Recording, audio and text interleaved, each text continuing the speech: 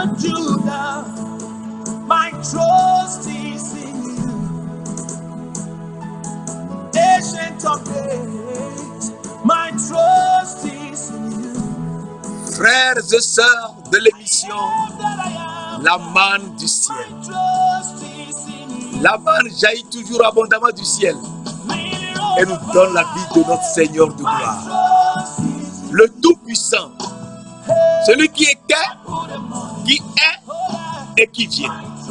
Il est le même. Il ne change pas. C'est lui qui est je suis. Et il nous enseigne afin que nous ayons la révélation du secret, le seul secret de Dieu. Cette émission est présentée par le serviteur Jules Komlan-Sossou de l'église missionnaire Philadelphie de Christ à Lomé au Togo. Et nous sommes toujours très contents de partager ces instants de bonheur et de joie avec toi, mon frère, ma soeur, afin que tu saches que Dieu t'aime tellement qu'il a donné son Fils unique, Jésus-Christ, afin que tu crois en lui et que tu ne périsses point, mais que tu aies la vie éternelle. Mes frères, mes sœurs, il faut qu'on se rende à l'évidence pour savoir que Dieu nous a dit dans Jean 3, versets 15 et 16, un verset très important que nous oublions rapidement, mais il ne fallait pas. Jean 3, versets 15 et 16, la parole de Dieu nous dit, afin que quiconque croit en Jésus-Christ ait la vie éternelle.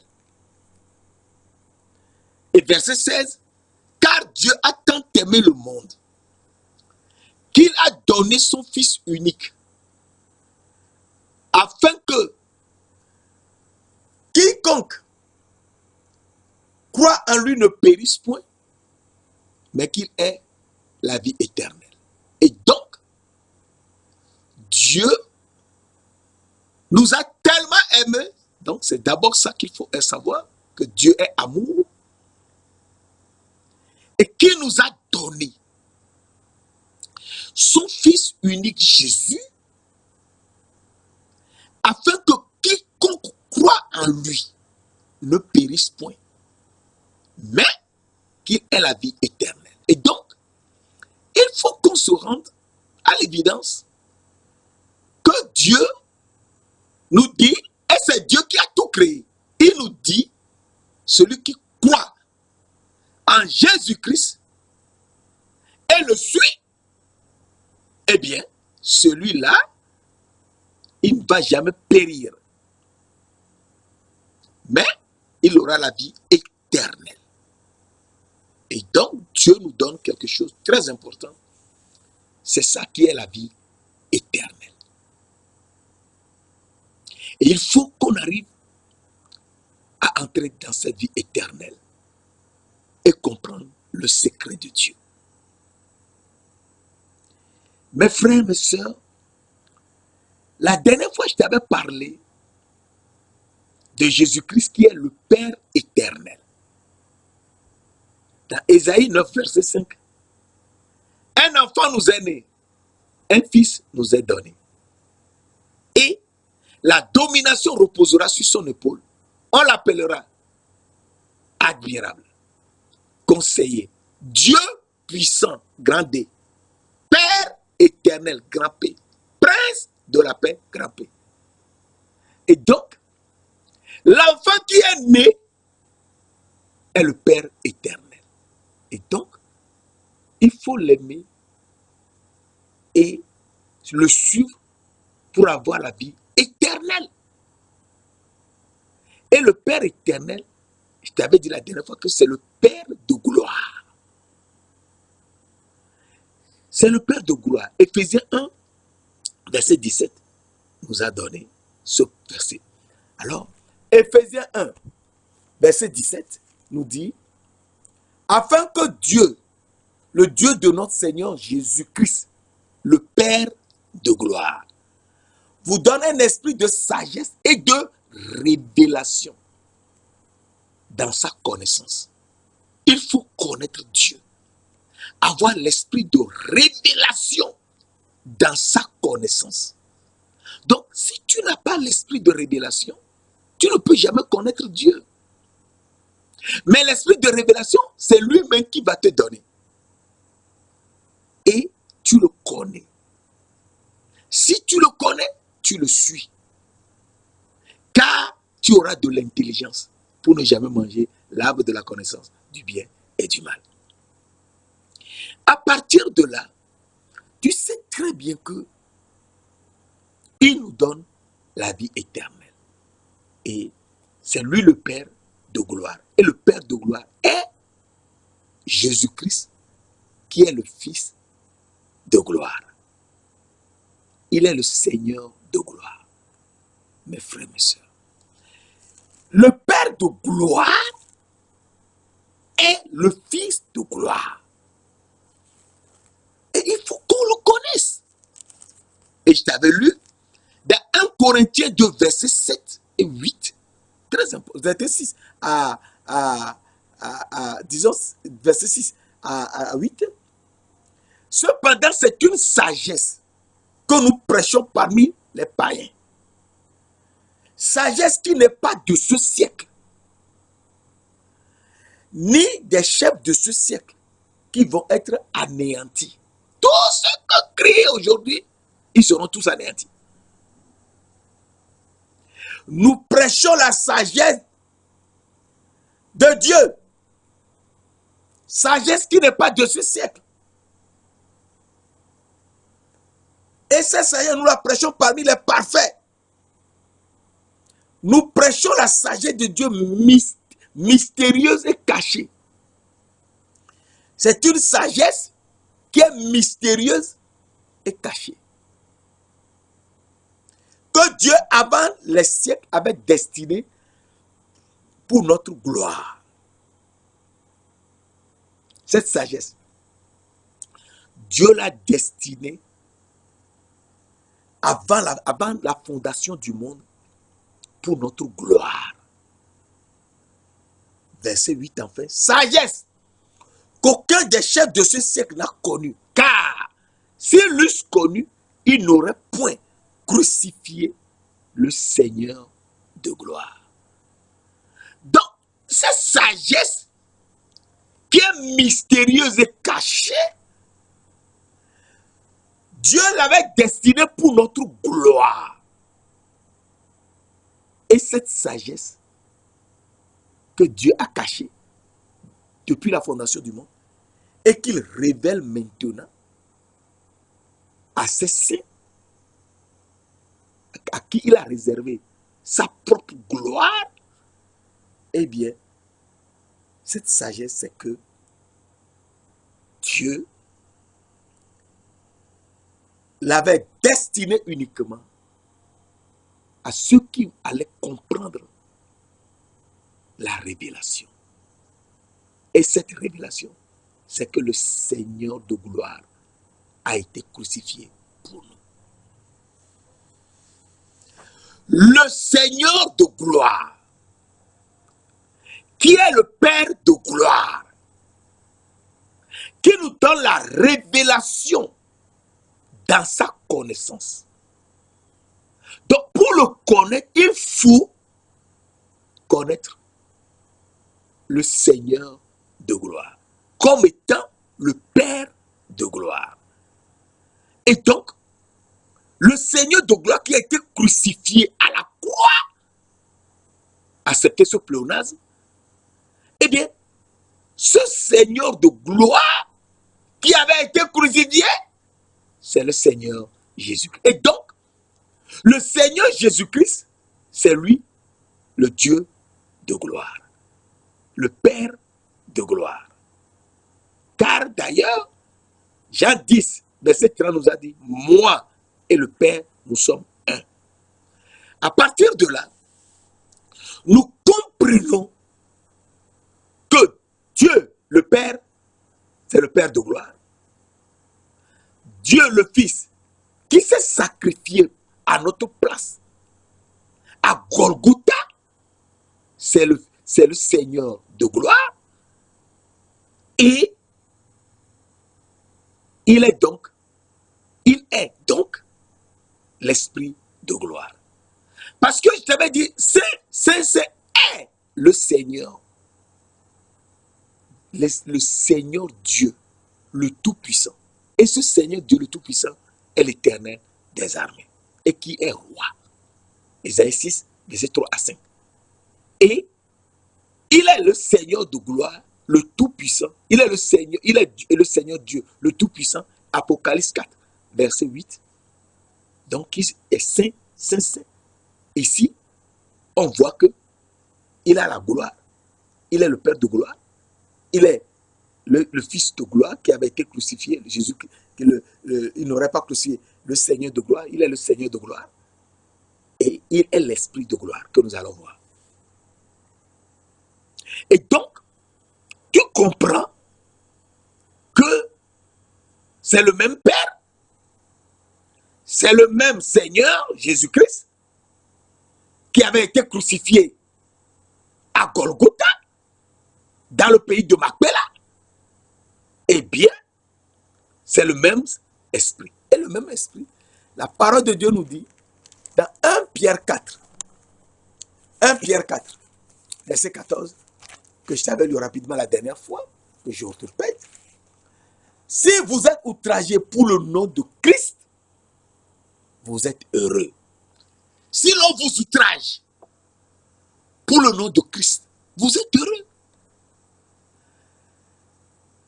Parce que l'Esprit de gloire, l'Esprit de Dieu repose sur vous. Et donc, le Père de gloire, le Seigneur Jésus-Christ de gloire, qui avait été crucifié à Golgotha, dans le pays de Macpéla, et l'Esprit de gloire, qui est l'Esprit de Dieu. À partir de là, nous comprenons que le Père qui est saint, Jésus-Christ qui est saint, et l'Esprit qui est saint, eh bien, c'est le Père de gloire, Jésus-Christ, le Seigneur de gloire, et l'Esprit de gloire. Et donc, à partir de là, nous avons vu que il est celui qui est, et il faut connaître, il est celui qui est le seul Dieu. Et je te l'avais dit la dernière fois. Il est le seul Dieu. Et il est le seul roi. Et le seul roi, c'est lui qui est l'Éternel. Et l'Éternel est roi à toujours et à perpétuité. Psaume 10, verset 16. Et l'Éternel qui est roi à toujours et à perpétuité, c'est Dieu. Jérémie 10, verset 10 te dit, l'Éternel est Dieu en vérité. C'est un Dieu vivant. Donc c'est un Dieu vivant qui nous donne la vie. C'est l'esprit de vie. Et c'est un roi éternel. Donc, ce que Dieu avait dit précédemment dans Ésaïe 6, verset 5. Car mes yeux ont vu le roi, l'Éternel des armées. Le roi qui est l'Éternel des armées, qui est saint, saint, saint. Eh bien, c'est lui qui est l'Éternel, qui est roi et qui est Dieu, le Dieu vivant, et qui est le roi éternel. Et ce roi éternel est venu sur la terre et est apparu à nous sur la terre. Dans Matthieu 2, verset 1 à 11, Dieu s'est révélé, je te l'avais dit la dernière fois, aux mages qui étaient en Orient et s'est révélé à eux de suivre l'étoile et que l'étoile les amènerait là où il est. L'étoile qui sera dans le ciel les amènera là où il est, oui. Et cette étoile, je t'avais dit, que c'est Jésus-Christ lui-même. Apocalypse 22. Mes frères, mes sœurs, il faut qu'on fasse l'effort de comprendre la parole, parce que tout est dans la parole. Et il ne faut jamais, je te le répète toujours, accepter que quelqu'un te dise qu'il connaît quelque chose. Non, ce qu'il doit connaître doit se trouver dans la Bible, Ancien Testament, Nouveau Testament. Alors la parole de Dieu nous dit dans Apocalypse 22, verset 16, moi Jésus, donc c'est lui-même qui parle, j'ai envoyé mon ange pour vous attester ces choses dans les églises. Je suis le rejeton et la postérité de David, l'étoile brillante du matin. Donc l'étoile qui les a suivis, eh bien cette étoile, c'est l'étoile brillante du matin. Et donc c'est l'étoile même qui les guidait. Et arrivé à Jérusalem, eh bien ils ont demandé, l'étoile a disparu, et ils ont demandé, où est le roi des Juifs qui vient de naître? Donc le roi est venu sur la terre. Où est le roi des Juifs qui vient de naître? Car nous avons vu son étoile en Orient. Et nous sommes venus pour l'adorer. Et donc, ces mâles sont des Madianites. Donc, de la famille de Madian. Madian qui est le quatrième des 6 fils que Ketura a donné à Abraham. Abraham a eu 6 autres fils d'une Cananéenne qui est éthiopienne, qui s'appelait Ketura et qui a donné à Abraham 6 garçons. Le quatrième s'appelle Madian. Et ce sont les Madianites qui sont venus à Jérusalem. Et ce passage qui est très important, et ça se trouve sur YouTube également, dans la série Abraham et Ketura, Genèse 25, verset 1 à 6, qui est un passage très important. Genèse 25, verset 1 à 6. Et tu trouveras la série sur YouTube, Abraham et Ketura.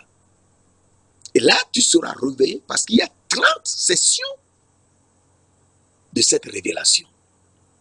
Alors, les Madianites sont venus et ont demandé où est le roi des Juifs qui vient de naître. Et donc, le roi est venu jusqu'à nous et a guidé les Madianites, les mages, par lui-même qui est l'étoile. Et l'étoile les a conduits jusqu'à Bethléem. Et ils ont vu Marie et le petit enfant. Ils se sont prosternés. Face contre terre. Ont adoré Jésus, qu'il est le roi des rois, le Seigneur des seigneurs. Et une fois levé, ils lui ont donné de l'or, l'or pur, pour signifier que c'est lui le roi. De l'encens. Pourquoi de l'encens? Pour lui signifier que c'est lui le souverain sacrificateur. Les sacrificateurs utilisent l'encens. Et de la myrrhe, pour nous signifier que c'est lui le prophète à écouter, mais qui souffrira à notre place. Et donc, Jésus est le prophète également. Oui, il est le prophète. Deutéronome 18, verset 15 à 19. Et donc, à partir de là, nous savons très bien que le seul Père qui est le Père éternel, c'est lui, Jésus. Car il nous a dit, moi et le Père, nous sommes un. Et donc, il est le seul Dieu. Et nous avons vu, dans 1 Timothée 1, verset 10, au roi des siècles. C'est lui le roi des siècles. C'est lui le roi. Au roi des siècles, immortel. Il est immortel. S'il veut, il peut mourir et ressusciter. Car c'est lui, je suis la résurrection et la vie. C'est lui qui peut mourir et ressusciter et donner la vie. Quelle vie? La vie éternelle à ceux qui le connaissent, à ceux qui ont sa révélation. Et il est le seul, il est immortel, invisible, seul Dieu, il est le seul Dieu de d'éternité en éternité. À lui soit la gloire au siècle des siècles. Et donc, en voyant cela, nous comprenons que Dieu de gloire, le Tout-Puissant, il est le même. Il ne change pas. Oui, il est le même. Il ne change pas. Car il nous a dit, dans Ésaïe 40, verset 4, pardon, Ésaïe 40, verset 4, je suis l'Éternel, le premier et le même, jusqu'aux derniers âges. Il est le même jusqu'aux derniers âges. Ah bon? Oui, c'est lui le premier et le même jusqu'aux derniers âges. Il ne changera pas. Ah bon? S'il est le même, et donc, Somme 102, verset 28 nous dit, tu restes le même et tes années ne finiront jamais. Somme 102, verset 28. Tu restes le même et tes années ne finiront jamais. Donc c'est lui le même. Il est le même, il ne change pas.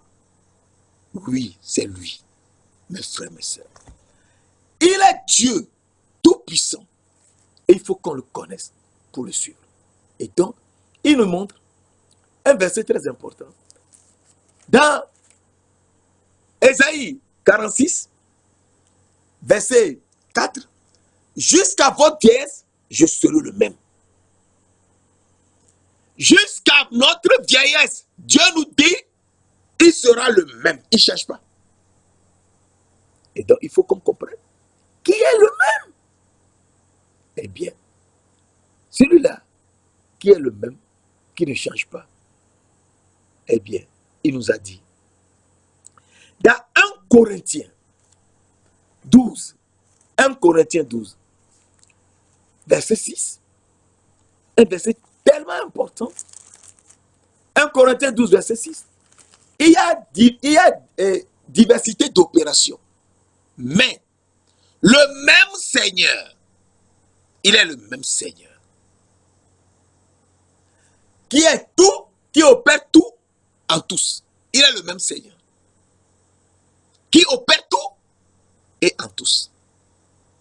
Mais s'il est le même Seigneur qui opère tout et en tous, eh bien, il faut qu'on comprenne que c'est lui, Jésus-Christ, oui. Il opère tout et en tous, c'est lui, Jésus-Christ. Alors, mais un verset très important que j'aimerais partager avec toi avant de continuer, pour qu'on le connaisse mieux, c'est que dans 1 Corinthiens 15, verset 27-28, la parole de Dieu nous dit, et dans toute la Bible, c'est le passage le plus difficile. Mais pour toi, mon frère, ma soeur, ce ne sera plus difficile. Car le Seigneur te donne la révélation. Dans 1 Corinthiens 15, verset 27-28, Dieu en effet a tout mis sous ses pieds, aux pieds de Jésus. Mais lorsqu'il dit que tout est mis à ses pieds, il est évident que celui qui lui a mis toutes choses est excepté. Verset 28. Et lorsque toutes choses lui auront été soumises, le Fils lui-même sera soumis à celui qui lui a soumis toutes choses, afin que Dieu soit tout et en tous. Alors, afin que Dieu soit tout en tous. Or, nous venons de lire dans 1 Corinthiens 12, verset 6, qu'il y a diversité d'opérations, mais le même Seigneur qui opère tout en tous.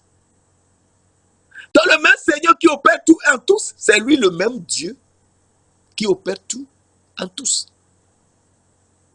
Et là, tu peux être un peu, c'est pas très sûr, oui, je vais te montrer un verset, afin que tu sois complètement réveillé comme moi, car il nous faut être réveillé, sinon on est perdu. Dans Colossiens 3, verset 11, Colossiens 3, verset 11, la parole de Dieu nous dit, Christ est tout et en tous. Christ est tout en tous. Donc si Christ est tout en tous, donc Christ est Dieu, c'est lui le Seigneur, c'est lui Dieu. Car il nous avait dit, dans Jean 10, verset 30, moi et le Père, nous sommes un. Donc c'est lui-même qui est tout en tous. C'est lui qui est le Seigneur, c'est lui qui est Dieu. À partir de là, tu comprends ce qu'il nous avait dit dans Hébreu. Dans Hébreu, la parole de Dieu nous dit dans un verset très important, afin qu'on le connaisse mieux, qu'il est le même. Dans Hébreu 13, verset 8, la parole de Dieu nous dit, Jésus-Christ, là, c'est clair, on a nommé son nom. Jésus-Christ est le même hier, aujourd'hui et éternellement.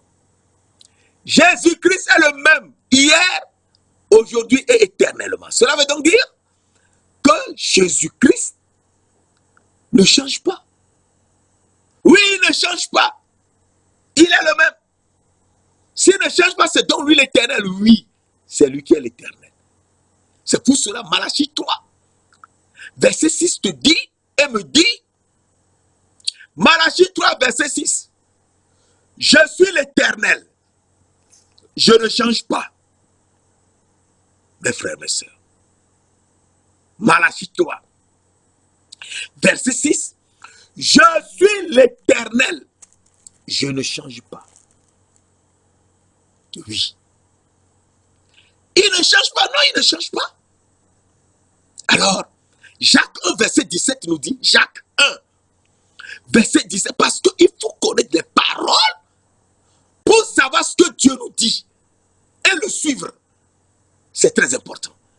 Jacques 1, verset 17 nous dit, il y a, Jacques 1, verset 17, toute grâce excellente et tout don parfait descend d'en haut, du Père des Lumières, chez lequel il n'y a ni changement, ni ombre de variation. Donc, s'il ne change pas, s'il est le même, il ne change pas, eh bien, toute grâce excellente et tout don parfait descendent d'en haut, du Père des Lumières, chez lequel il n'y a ni changement, ni ombre de variation. Donc, c'est lui le Père des Lumières, oui, c'est Jésus qui est le Père des Lumières. Je suis l'éternel, je ne change pas. Malachie 3, verset 6. Donc, c'est lui également qui est l'éternel. Il ne change pas, il est le même. À partir de là, nous sommes réveillés. Donc, c'est lui le Père des Lumières, oui, c'est lui le Père des Lumières. Si c'est lui le Père des Lumières, c'est lui le Père des miséricordes, oui. Il est le Père des miséricordes. Et il nous dit, dans 2 Corinthiens 1, je te demande un verset très important. 2 Corinthiens 1, verset 3. Béni soit Dieu le Père de notre Seigneur Jésus-Christ, le Père des miséricordes et le Dieu de toute consolation. Verset 4. Qui nous console dans toutes nos afflictions, afin que par sa consolation, afin que par la consolation dont nous sommes l'objet de la part de Dieu, nous puissions consoler ceux qui se trouvent dans quelque affliction.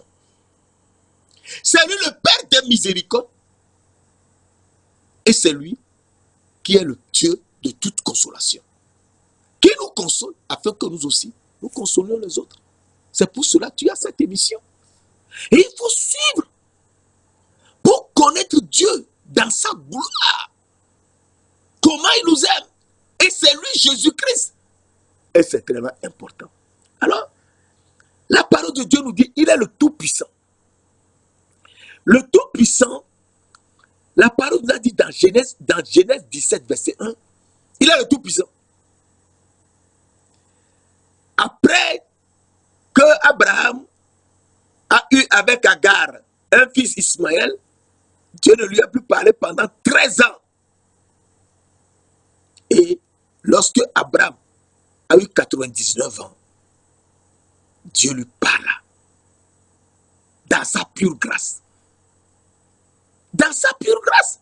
Parce que Dieu ne lui a jamais dit d'avoir un enfant de Agar que Sarai avait donné à Abraham. Non. Abraham devait faire confiance en Dieu.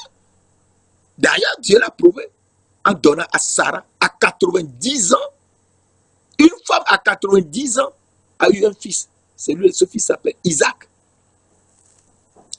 Et Dans Genèse 17, donc, Dieu dit à Abraham, je suis le Dieu tout-puissant. Marche devant ma face et sois intègre. C'est devant la face de Dieu qu'on doit marcher et être intègre. Suivre sa parole, l'écouter et suivre. L'écouter, c'est-à-dire suivre ce qu'il a dit dans sa parole, dans la Bible. Le suivre partout. Quelles que soient les difficultés, les problèmes, les tribulations, les persécutions, il faut suivre. Et tu auras la gloire de Dieu le Père. Et cette gloire, nous verrons cela un peu plus loin. Cette gloire, c'est la vie éternelle. Mais nous n'en sommes pas encore là. Et donc, il est le Dieu tout-puissant. Et c'est lui qui s'est révélé à Isaac. S'est révélé, Dieu tout-puissant, à Abraham. Il s'est également révélé, Dieu tout-puissant, à Isaac. Nous lisons dans Genèse 28. Genèse 28. Afin qu'on soit réveillé. Genèse 28, verset 1 à 3. La parole de Dieu nous dit, Isaac appela Jacob, le bénit et lui donna cet ordre. Tu ne prendras pas une femme parmi les filles de Canaan. Lève-toi, va à Padan Aram, à la maison de Bethuel, père de ta mère, et prends-y une femme d'entre les filles de Laban, frère de ta mère. Verset 3 que je voulais te lire. Que le Dieu Tout-Puissant te bénisse, te rende fécond et te multiplie, etc., etc. Donc, Isaac aussi connaît Dieu qui lui était apparu comme étant le Dieu Tout-Puissant. Oui, Dieu lui était apparu et l'a béni. Et donc, à partir de là, il faut qu'on sache que c'est Dieu qui bénit. Et quand il bénit, on devient riche. Et on le connaît comme le Tout-Puissant. Il est béni, oui, il bénit. Proverbe 10, verset 22 te dit, Proverbe 10, verset 22 te dit, c'est la bénédiction de l'Éternel qui enrichit et il ne la fait suivre d'aucun chagrin. C'est la bénédiction de l'Éternel qui enrichit et il ne la fait suivre d'aucun chagrin. Et dans 2 Corinthiens 8, verset 9, Christ s'est fait pauvre de riche qu'il était, afin que par sa pauvreté, nous fussions enrichis. Donc, ce n'est pas la pauvreté de Jésus-Christ qui est riche, Dieu qui est riche, que nous sommes enrichis. Et donc, Dieu a béni Isaac dans Genèse 26. Isaac sema dans ce pays, Genèse 26, verset 12-13. Isaac sema dans ce pays et il recueillit cette année le centuple. Car l'Éternel le bénit. La bénédiction de l'Éternel qui enrichit. Car l'Éternel le bénit. Verset 13. Cet homme devint riche. Il ira s'enrichissant. Et de plus en plus jusqu'à ce qu'il devienne fort riche. C'est la bénédiction de l'Éternel qui enrichit. Il ne l'a fait suivre d'aucun chagrin. Et Isaac sait et a su et a compris que c'est le Dieu tout-puissant de son papa. Alors, Isaac, il faut qu'on connaisse le cas de Jacob, qui est le fils, l'un des jumeaux de Isaac. Celui-là que Dieu a aimé, Jacob. J'ai aimé Isaac, j'ai aimé Jacob et j'ai haï Esaü. Les enfants étaient encore dans le ventre. Il faut le savoir. Romains 9. Mais je te lis rapidement. Genèse 35, verset 9 à 11. Dieu apparut encore à Jacob après son retour de Padan Aram. Et il le bénit. Dieu bénit. Verset 10. Dieu lui dit, ton nom est Jacob. Tu ne seras plus appelé Jacob, Mais ton nom sera Israël. Et Israël là, jusqu'à aujourd'hui. C'est ça la bénédiction. Ça ne disparaît pas. Ça reste. Ton nom ne sera plus Jacob, mais ton nom sera Israël. Et il lui donna le nom d'Israël. Et ce nom est Israël est toujours là jusqu'à aujourd'hui. Mes frères, mes sœurs. Quand Dieu te bénit, ce n'est pas une affaire d'aujourd'hui. C'est pour l'éternité. C'est pour les 300 générations qui te suivent. Et pour les 700 générations qui sont venues avant toi. Et les 700 générations, ça va jusqu'à le fils d'Adam et Ève, Seth et sa femme, et Adam et Ève. Ils font partie des 700 générations. Ton père, ta mère, ton grand-père, ta grand-mère, de tous les côtés, jusqu'à Seth et sa femme, Adam et Ève. Il manque que celui-là qui a tué Abel, qui est Caïn. Et verset, Genèse 35, verset 11, Dieu lui dit, je suis le Dieu tout-puissant. Sois fécond et multiplie. Donc le Dieu tout-puissant a béni Jacob. Le Dieu tout-puissant a béni Isaac. Et Isaac est devenu fort riche. Le Dieu tout-puissant a béni et il bénit toujours. C'est la bénédiction de l'Éternel qui enrichit et ne la fait sur d'aucun chagrin. Et donc, il est le Dieu tout-puissant. Et aujourd'hui, il faut qu'on sache qui est le Dieu tout-puissant. Alors, Apocalypse nous dit, Apocalypse 1, verset 8, un verset très important, Apocalypse 1, verset 8. Dieu nous dit, je suis l'alpha et l'oméga.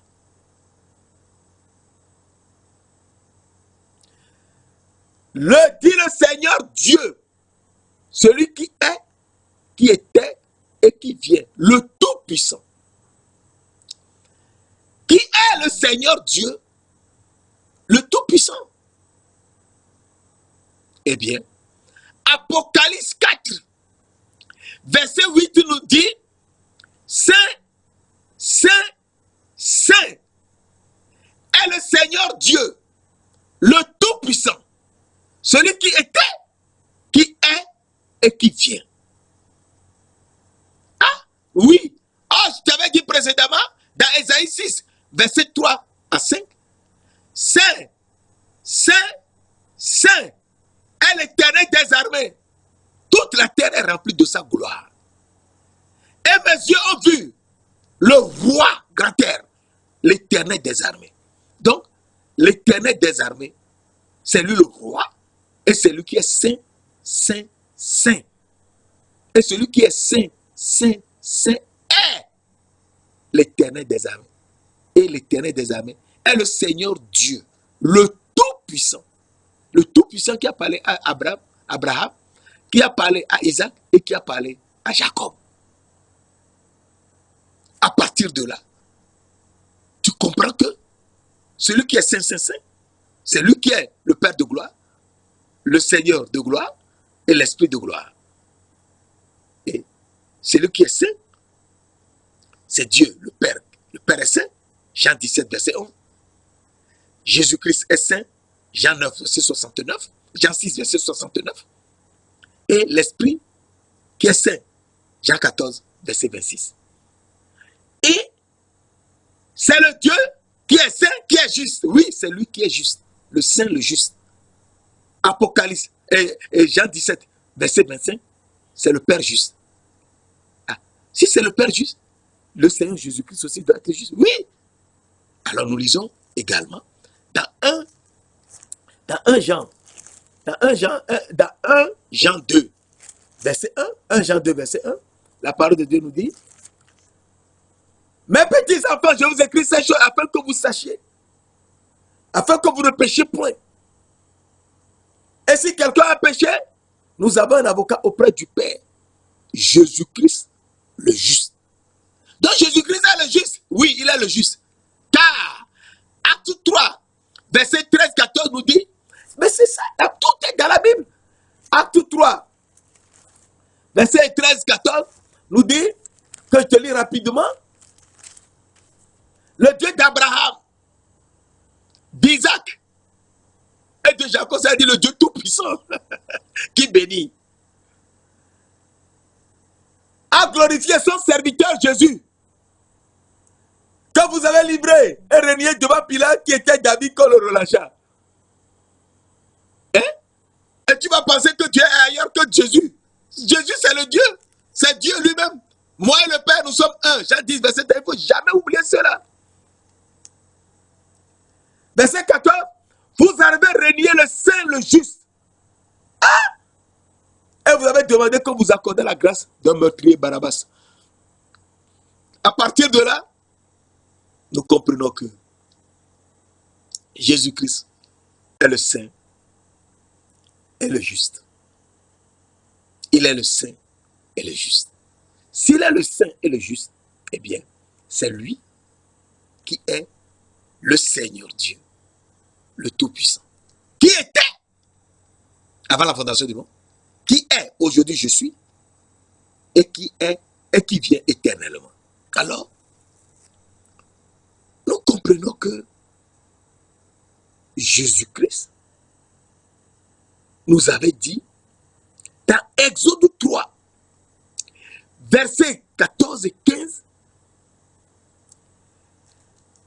Dieu dit à Abraham, je suis celui qui suit. C'est ainsi que tu parleras aux enfants d'Israël. Celui qui s'appelle je suis m'a envoyé vers vous. C'est mon nom pour l'éternité, c'est mon nom de génération en génération. Donc, je suis, c'est le nom de Dieu pour l'éternité. Et Jésus est venu sur la terre pour nous sauver. Et il dit, dans Jean 8, verset 56 à 59, on peut s'arrêter à 58. Jean 8, il nous dit, lorsqu'on lui a posé la question, Abraham, votre père a tressailli de joie de ce qu'il verrait, mon jour. Il l'a vu et s'est réjoui. Quand est-ce qu'Abraham a vu le jour? Abraham l'a vu, car Abraham l'a vu sur le mont Morija. Et il a compris que c'est lui, Dieu, le Tout-Puissant. Le Tout-Puissant. Qui donne son propre fils pour nous sauver. Parce que le jour-là, il s'était révélé à Abraham pour apprendre à Abraham qu'Abraham est sacrificateur. Eh bien, il lui a donné un bélier que Abraham avait offert en holocauste à l'Éternel. Et Abraham, votre père, a tressailli de joie de ce qu'il verrait mon jour. Il a vu et s'est réjoui. Verset 57. Les Juifs lui disent, tu n'as pas encore 50 ans et tu as vu Abraham. C'est ça. Alors Jésus leur répond. Jésus leur dit, en vérité, je vous le dis. Avant que Abraham fût, je suis. Les Juifs ont compris. Ils ont bien compris. Et ils ont voulu le lapider dans le temple. Essuyer le temple. Ils n'ont plus pensé à ça. Là-dessus, ils prirent des pierres pour le lapider. Mais Jésus se cacha et sortit du temple. Donc, son opération se passait dans le temple. Comment a-t-il fait pour sortir du temple? Est-ce que tu y as pensé? Je te le répète encore aujourd'hui. Il a pu sortir du temple parce qu'il est invisible. C'est le Dieu invisible. Dieu est invisible. Il peut devenir invisible comme visible. C'est ça, Dieu. C'est Jésus. Il est devenu invisible et ils l'ont plus vu. Et donc, si tu veux comprendre comment Dieu est invisible, tu iras toujours sur YouTube, dans la série Le Dieu invisible. Dans la série Le Dieu invisible, où il y a à peu près 12 versets et 12 sessions, il y a un développement très profond du Dieu invisible à ce niveau. Et tu seras réveillé. Alors, nous comprenons que il était le même hier, aujourd'hui, éternellement, oui. Il est saint, saint. Le Seigneur Dieu, le Tout-Puissant, celui qui était avant la fondation du monde, celui qui est, je suis aujourd'hui, et qui vient, l'éternité qui vient. Alors Jude nous dit, Jude, je te lis un verset rapidement dans Jude 25. Jude 25, afin qu'on soit situé à Dieu seul. Il est le seul Dieu, seul roi, roi des siècles. C'est le seul roi, le roi des rois. Notre Sauveur, par Jésus-Christ, notre Seigneur, soit gloire, majesté, et force et puissance. Dès avant tous les temps, c'est-à-dire avant la fondation du monde, était. Et maintenant, je suis, est, et dans tous les siècles à venir, qui vient, c'est lui qui est Dieu éternellement. Alors, la parole de Dieu nous dit, dans Hébreux 13, verset 8 que je viens de te lire tout à l'heure, Jésus-Christ est le même. Il ne change pas. Hier, avant la fondation du monde, avant tout le temps, était. Aujourd'hui, c'est lui qui est je suis, qui est maintenant. Et éternellement, qui vient dans tous les siècles à venir. Et donc, si c'est lui qui est éternellement, donc c'est lui le Père éternel, oui, c'est lui le Père éternel. Un enfant nous est né, un fils nous est donné, et la domination reposera sur son épaule. On l'appellera admirable, conseiller, Dieu puissant, Père éternel, Prince de la paix. Isaïe 9, verset 5. Et donc, à partir de là, nous comprenons que tout lui est possible. Oui, tout lui est possible. Et donc, si tout lui est possible, mais il faut qu'on se rende à l'évidence. Oui. Matthieu nous dit, dans Matthieu 19, verset 26, Jésus les regarda et leur dit, aux hommes, tout est impossible. Cela est impossible. Mais à Dieu, tout est possible à Dieu. Tout est possible. Tout lui est possible. C'est lui. Il peut disparaître, être invisible. Il peut ressusciter. Quelqu'un qui est mort pendant 4 ans dans le tombeau, il appelle. Lazare sort. Et Lazare sort. Bandé. Des pieds à la tête. Avec un capuchon sur la tête. Et il est sorti. Il ne marchait pas, il sautait. Il sautillait. 4 jours. Il était devenu complètement putréfaction totale. Mais il est sorti. Ressuscité. Vivant.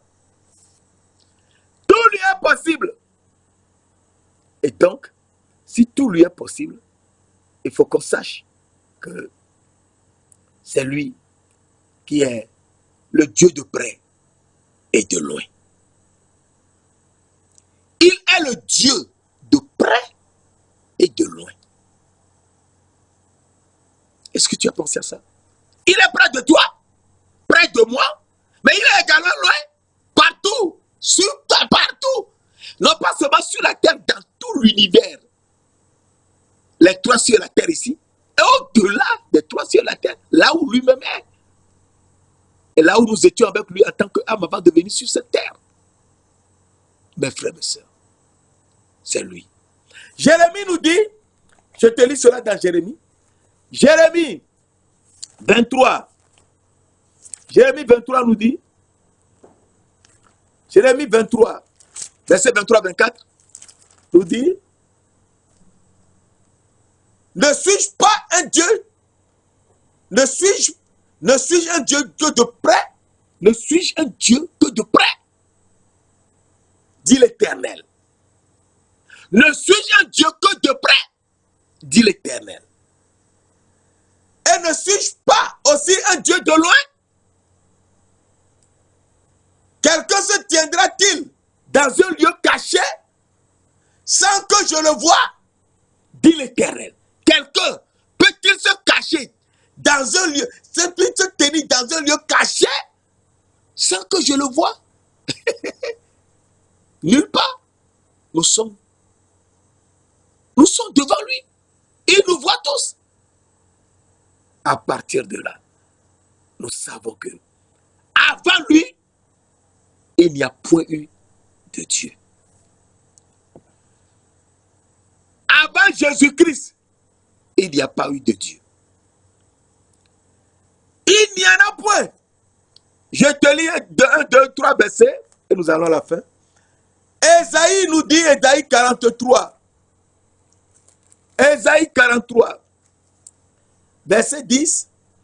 Ésaïe 43, verset 10. Je te lis un verset rapidement. Vous êtes mes témoins, dit l'Éternel. Vous êtes mon serviteur que j'ai choisi. Afin que vous le sachiez, que vous me croyiez et compreniez que c'est moi. Avant moi, il n'y a point été formé de Dieu. Et après moi, il n'y en aura point. Verset 1. C'est moi qui suis l'Éternel. Et hors moi, il n'y a point de sauveur, point de Dieu. Mes frères, mes sœurs, c'est lui. C'est lui. Dans Ésaïe 44, verset 6 à 8, verset 6, 8. Verset 5, je suis l'Éternel. Il n'y en a point d'autre. Hors moi, il n'y a point de Dieu. J'étais saint avant que tu me connusses. C'est afin que l'on sache du soleil levant jusqu'au soleil couchant que hors moi, il n'y a point de Dieu. Je suis l'Éternel. Il n'y en a point d'autre. Et tellement, il y en a tellement de versets. Et donc, à partir de là, nous devons comprendre que c'est lui et lui qui nous parle. Nous devons le suivre. Nous devons le suivre. Si nous ne le suivons pas, eh bien, nous sommes perdus.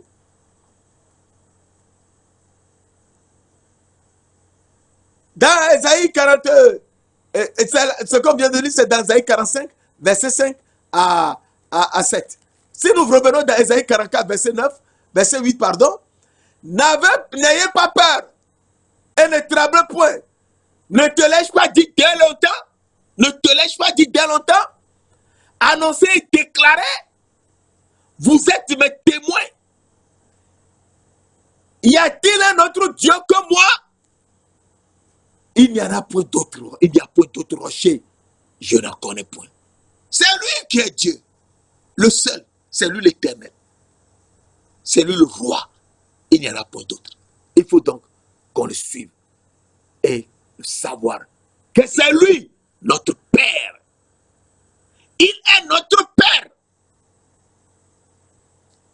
Et Matthieu 6, verset 9 nous dit, notre Père qui est dans les cieux. Et c'est ça. Notre Père qui est aux cieux, c'est lui notre Père. Il n'y en a point d'autre. C'est lui. Il est notre Père. Et il faut qu'on le suive.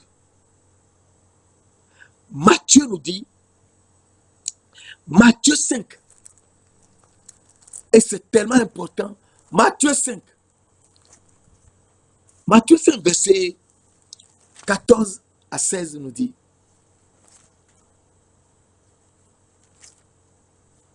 et un verset tellement très important.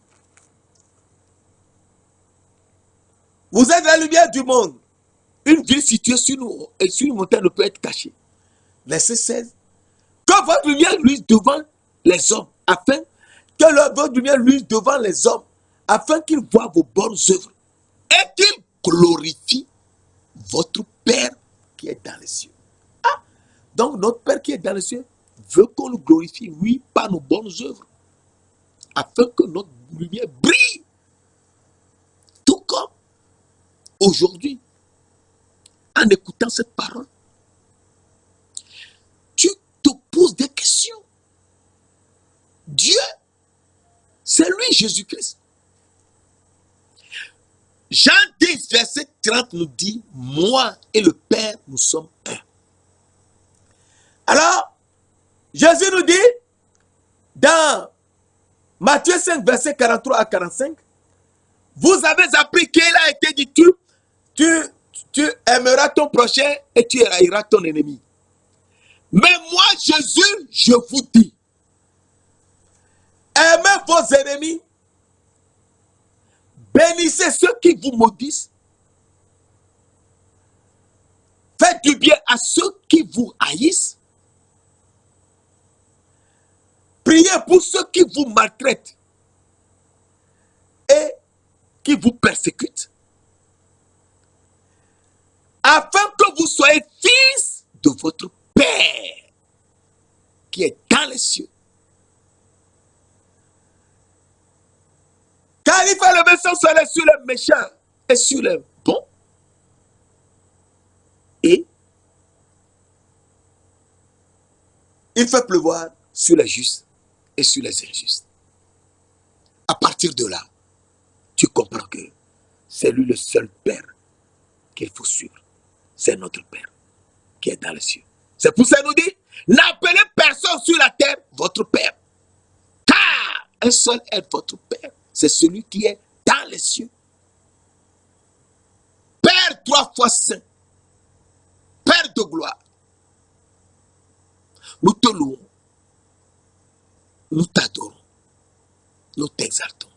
Car tu es le Père juste. Tu es le Père saint et le Père juste. C'est toi qui nous as créés sur cette terre. Nous te suivons. Conduis-nous. Donne-nous les révélations. Afin qu'on sache que c'est toi que nous devons toujours suivre. Merci de nous l'avoir fait au nom précieux de notre Seigneur Jésus-Christ de Nazareth. Amen.